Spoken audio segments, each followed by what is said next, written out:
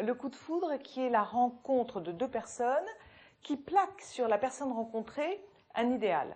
Alors, le coup de foudre, classiquement, arrive à deux personnes qui sont en mal d'amour, qui sont seules, qui ont envie d'aimer. C'est une démarche inconsciente. On ne décide pas un coup de foudre, mais la personne arrive, on est absolument persuadé que c'est la personne qu'il nous faut au moment où il nous faut et que nous n'avons même pas besoin de parler, l'autre nous comprend. Là, nous sommes dans une idéalisation qui est un véritable fantasme. Et très souvent, les coups de foudre durent entre 2 et 3 mois, pas plus. Parce qu'à force de ne pas parler, l'un et l'autre a été dans un fantasme de j'ai rencontré le prince charmant, elle est ma princesse, tout va bien. Et puis, un jour, lorsqu'il commence à discuter, il voit qu'il y a une discordance dans un goût, dans une activité.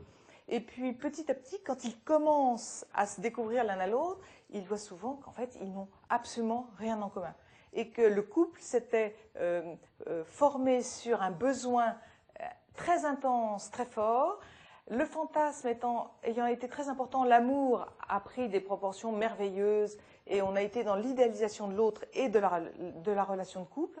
Et en fait, lorsque il y a rupture, la fin d'un coup de foudre, c'est souvent une période extrêmement douloureuse, si bien qu'on entend fréquemment des personnes dire « Bon, j'ai eu un coup de foudre dans ma vie, jamais deux, parce que la descente, l'arrêt est une descente aux enfers. » Comme si l'amour merveilleux, l'amour n'était en fait qu'un leurre.